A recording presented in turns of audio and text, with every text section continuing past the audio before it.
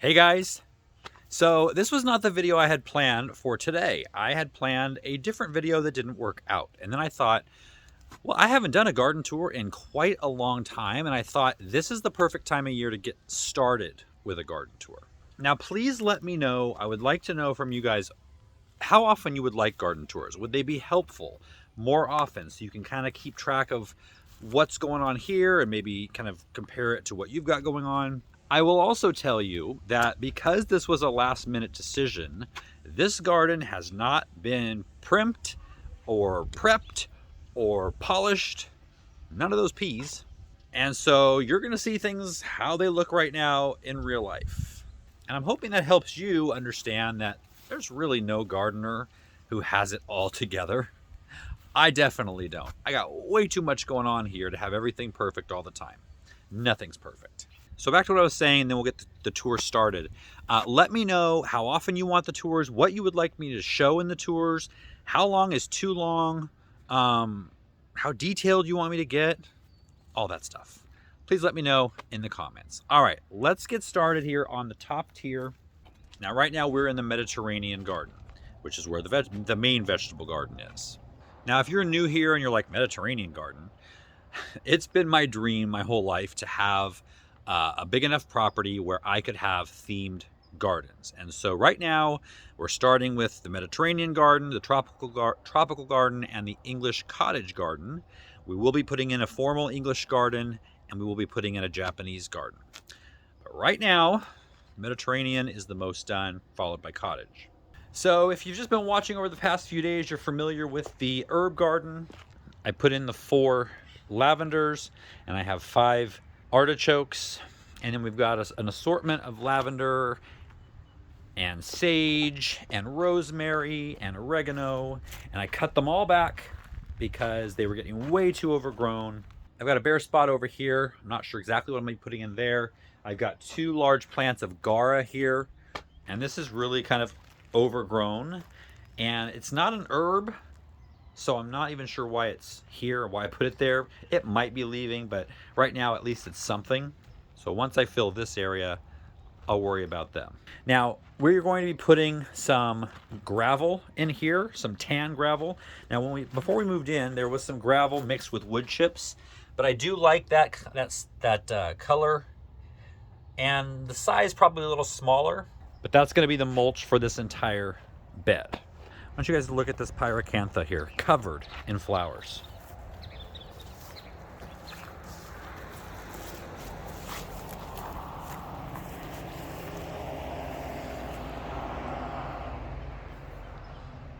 Look at that. Now each one of those flowers is going to be replaced by a red berry in the fall. I have seen people take these and train them to grow on walls on a trellis.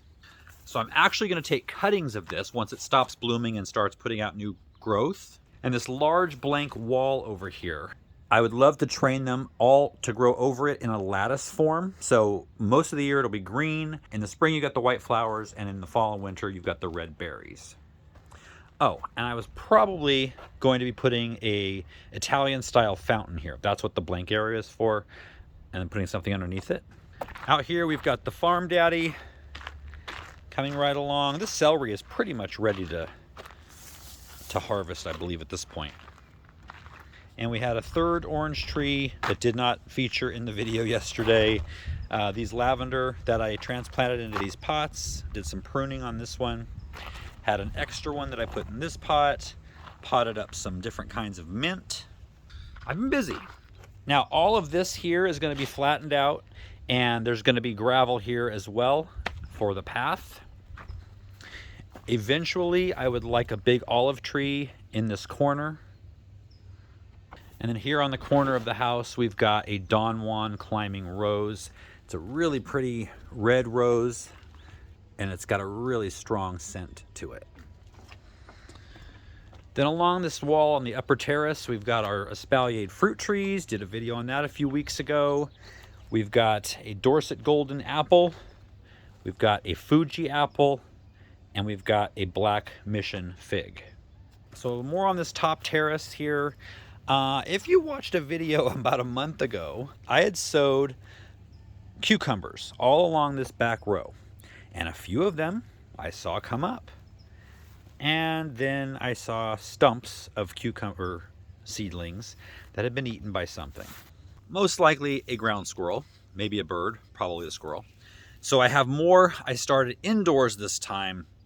Once they're up and growing good, I will bring them out here and plant them and then cover them with netting to get them off to a better start. Right next to that, we've got our peas, which I've been letting them go to seed. And then I can collect these to plant in the fall. This is where my tomatoes are going to go, so I got to get these out. And the tomatoes grow on this trellis. So this trellis runs over the whole thing. I will grow my cucumbers on it, my tomatoes on it, and then I will be adding a third section here with more trellis to add more tomatoes or whatever I want to. And I got the question, are these walls supposed to have holes in them? No.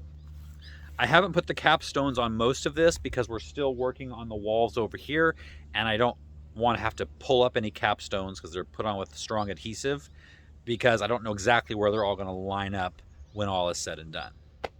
So now coming down here to this next terrace, my 2 grassroots fabric beds are just waiting. I had peanuts in here last year and sweet potatoes in there, so I'm just going to swap them this year, or possibly do sweet potatoes in both of them. We'll see how many slips I get. All right, in this bed we've got onions, and they're really plumping up nicely for this time of year. Now these up front, do you remember I cut all the leaves off that were on them because I heard that that can make the bulbs get bigger. Well, they've put on big, huge new leaves, and they actually don't look really any bigger than some of the others. So we will see as the season wears on. Got some nasturtiums that really got off to a slow start because of all the wet we had. They didn't like that for some reason. I thought they would. Some dill, a couple more beets that are left, and some chives. Got chives all the way along the front of these beds. Carrots, we got a few of those left. You can see them poking out of the ground. This is the best way to store carrots, is just to leave them in the ground. Hey, that's pretty good for this shallow of a bed.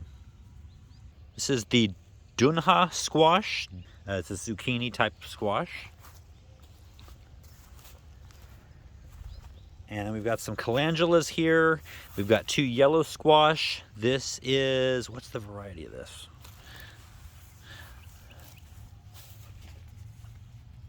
Golden Glory. It's an F1 hybrid. And I had someone ask me today how the wood shavings were working as mulch. They're actually working really well, and they have an added feature that I didn't even realize. When you put them on, you don't have to put them super thick, because once they get wet, they expand. So I had them like falling out of the bed. And the reason I don't have them on all the beds is because it's a really fine flake, and I think I want a bigger flake. So I'm actually going to go to the feed store tomorrow and get a bag or several bags of a larger flake. I think it'll be less likely for them to be blown around in the wind. If I need to move them out of the way to plant something, I think it'd be easier. But definitely you can tell the difference between the beds that are not mulched and the bed that is, because it stays a lot more moist when you put your finger down in there. And here is another issue. Now, I had beans planted at the bottom of all these, and same story as before, they came up, I saw them, and then they were gone. So I've got more of those planted inside, and I'll be doing the same thing, putting them back out here when they're ready, and put some netting over them. Those could be birds, because birds love bean sprouts. And then I've got some parsley that probably needs to be cut back. It's starting to bolt, so when that happens, you want to give it a good haircut. And then over on this side, we've got one of the new beds that I just put in this year. These are 12 inches tall. The rest of my beds are 6. And we've got strawberries and asparagus in this bed. The asparagus is doing really well. I think there's 100% of the ones I planted are all coming up at different stages.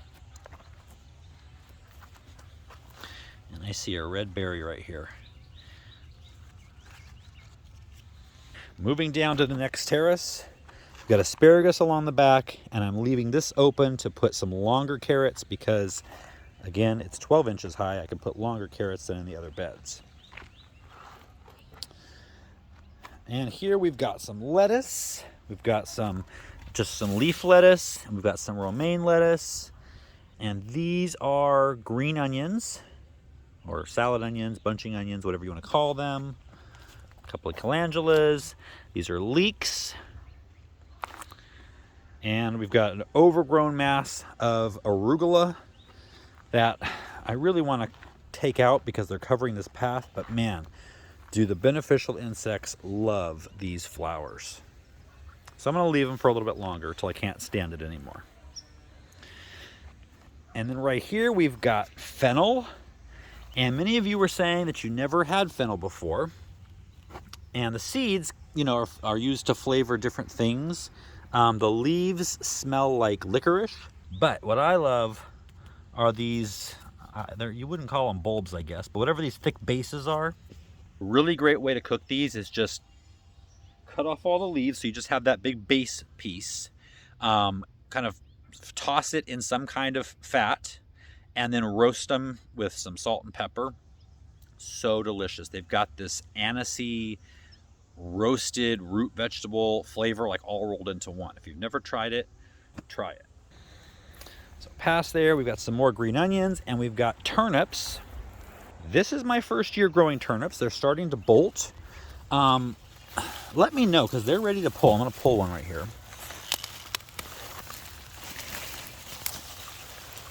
Oh, isn't that beautiful? Look at that. Those of you who have grown turnips, do they taste different once they start to bolt? Like, am I not going to be able to use those? I don't know. And then in the last bed on this terrace, got mainly garlic with some lettuce. This garlic is doing something that I've never had before. It is putting up all kinds of extra shoots where it was just the one thick one. Now I am in a new location. However, I was here last year. I had garlic last year and it was the same as usual. The only difference this year was the weather that we had, which is colder than normal. However, there's a lot colder places than us that grow garlic just fine. So I'm thinking it was just the horrendous amount of rain that we had this year. But I pulled some up to see what was going on, and it's way too early. Like, it should be about June when you're harvesting garlic. And this is what they look like. And they're all that way. I mean, they look like they're still usable, so that's fine, but they don't look normal, and I don't think they're going to store as well as the normal ones either. In this bottom terrace, we've got some potatoes, more onions. We've got 4 stragglers, purple cabbage left. And then we've got the potatoes that we planted a couple months ago. These potatoes over here actually came up from ones I left in the ground accidentally. And then these we did on a video a couple months ago. On this half are the Ruth Stout potatoes. Now, if you remember that, you don't have to plant them. You just set them on top of the soil and cover them with straw. And then they're supposed to just do their thing. Well, they're growing. It's too early to expect any extra potatoes, but... And then in this last bed is all asparagus. We like asparagus. You can see between these 2 beds, all of this sediment is from all the flooding that we had this winter. It all got deposited here. Came right down through here, and I have just not even been paying attention down here. I've had too many other things to do, so it just sits as it is. All right, so we're leaving the Mediterranean garden, and we're gonna go up to the cottage garden. Oh, before we do that, if you guys watched the video where I planted up these containers in front of the house, they're doing really well. We got the fuchsia and the helichrysum. Now, I thought this was going to be a spiller, but apparently it's not. It's growing up. So I think I'm just gonna go ahead and pinch these all the way around and make it a nice thick ring around the bottom. And then these fuchsias should grow up, you know, a bit taller, and I'll just kind of limb them up and they'll have tall interest and low interest. And then the 2 on the sides of the garage.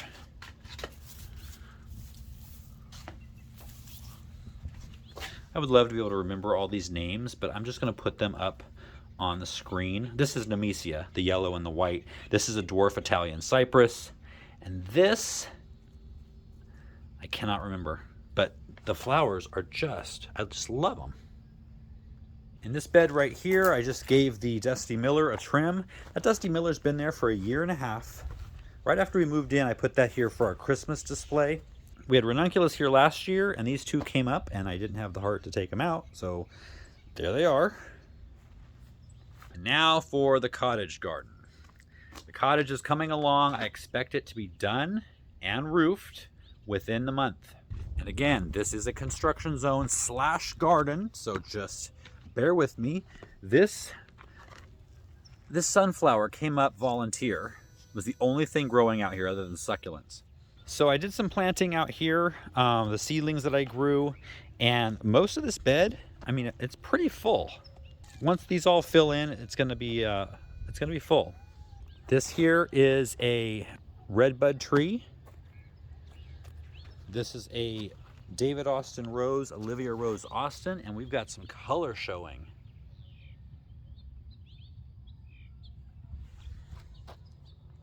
We've got foxgloves, salvia, lavender. We've got some lamb's ear across the front. We've got another David Austin Rose. This is the Alnwick Rose. I don't see any buds on there yet. Another salvia. We've got a pear tree, and we've got a crabapple tree, and another one of the pyracantha there. This cherry tree is going to replace this oleander once I get that out of there and move all this trash.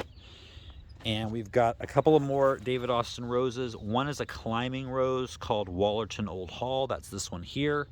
That's going to be planted right there once the roof is done, and then it can scramble up the entryway and across the front.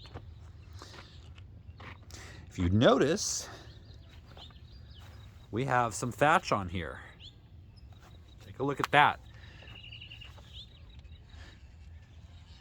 Now, if you want to see me roof the rest of this cottage with this, you got to go subscribe to our Next Level Homestead channel. I'll put the link down below.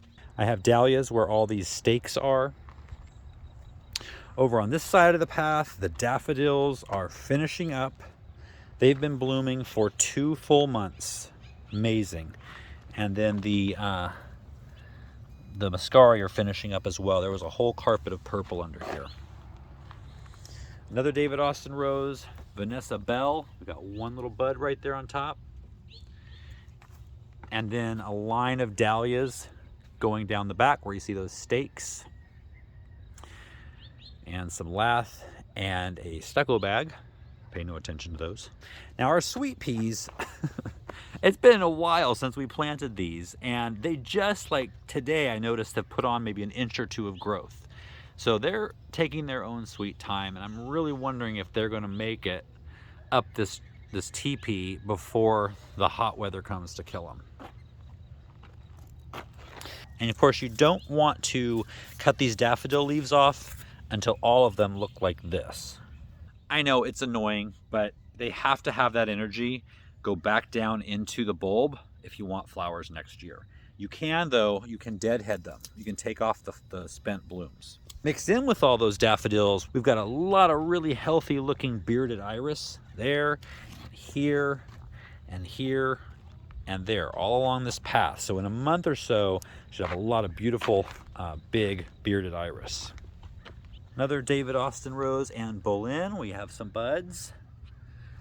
Open the glove. I told you I did not prepare for this. So I made a video for myself this year, and I suggest you doing this. I wanted to know where these daffodils and muscari ended, so that next year I knew where, or in the fall, I knew where to start planting to continue them on down. Now I also pulled these leaves off like you're not supposed to, because I don't want these next year.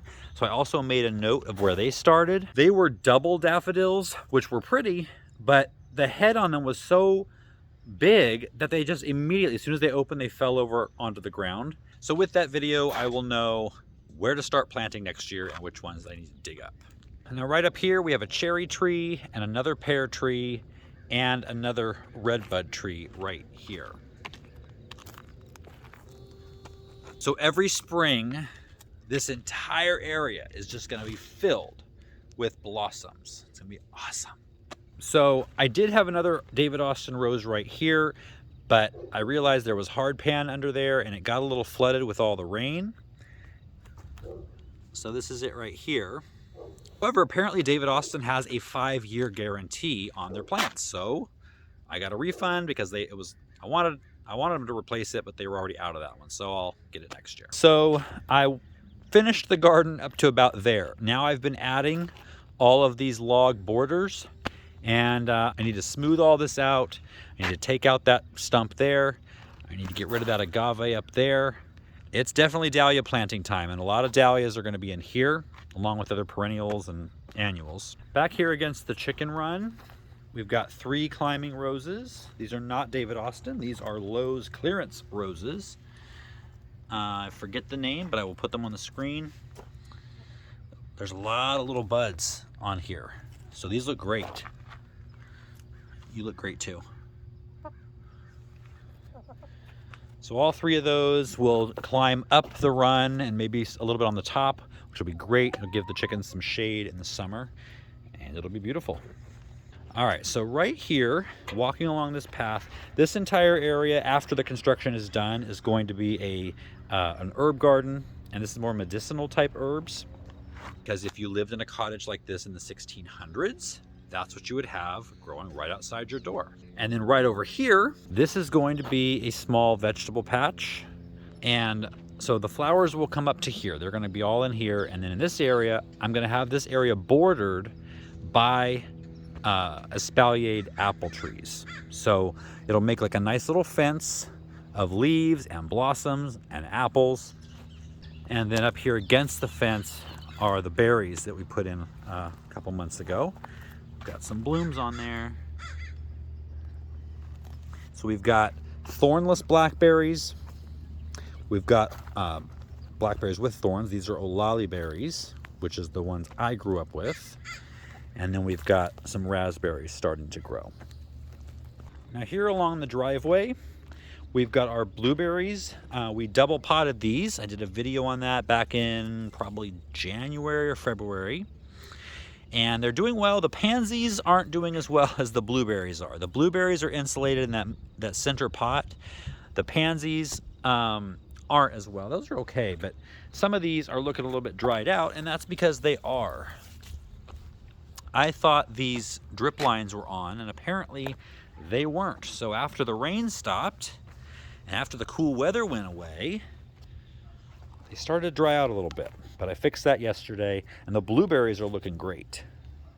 Last thing to show you down here, these are the espaliered apples. Well, some of them are espaliered, some of them are just apple trees, so right now. But these are the ones that I will be using for the fence up in the cottage garden. Got some apples here. And then these are our stone fruits, peaches, nectarines, and plums. These will be going, once this wall is finished, these will be going down here in a small orchard next to the vegetable garden. The last thing I'll update you on, because we are losing light, is the tropical garden. Now it probably should be a lot further ahead than it is, but because of the cold weather, not happening. So we do have some monsteras that are left. They did not all get damaged by frost, and some of these new leaves are looking really good. I picked up 3 of these giant bird of paradise at Lowe's on clearance. I got them for half price. So I got 3 of those, and those are going to go out here in the new tropical garden, which we will be starting in 2 months. So this bed's looking okay. It'll come back to life in just a month or so. The ginger here putting up lots of new shoots, so this will be full and nice and beautiful and lush. This is white ginger, and over here we've got kahili ginger, which is a salmony peachy orange color. And then the bed we cut back last month, all of the sun patients are starting to put back out some leaves. The cannas are filling in nicely. So yeah, this entire area here will be our tropical garden with waterfalls, ponds, If you've been following me for over a year and a half, you know what my last backyard looked like. So this is going to be like that, except bigger. So we started with the tropical patio cover. This used to be a very short, in fact, this beam that goes right along here, that was the roof. So we built it up and it looks way different now than it did. And then back here, we are going to be putting a larger, almost replica of our old chicken coop, which is still the logo of this channel. And that's going to be kind of a backdrop for the tropical garden, which right now is a nursery for lots of different things that I'm working on keeping alive. These are all the seedlings, well, some of the seedlings that I had in the house. And I've got strawberries here for my green stock. These are all the tomatoes that need to go in the ground. They were supposed to go in today. So this next week, you'll be seeing that video. And then dahlias for the cottage garden. And then some other things for the tropical garden. I've got some cannas, some nerines, and moringa. Well, thank you guys for taking this walk around with me, just to kind of see where things are. Unless I hear different from you, I will be planning another one of these maybe towards the end of May. And we'll just keep up with it like that, just to keep an eye on what things are doing. But like I said, let me know if you want me to change this in any way, if you want me to add, remove, make it longer, make it shorter, more detailed. I do need to get better at plants names. I have a really hard time remembering them, especially on camera. It's that added pressure, and I just can't think of them. And then as soon as I shut the camera off, I'll think of it. In fact, that's exactly what happened with this pyracantha. I went up to it, I was filming, I said, and then I shut the camera off, and immediately it popped into my head. So that, as with people's names, it's just not one of my strengths. Anyway, thanks again, guys. I will see you next time.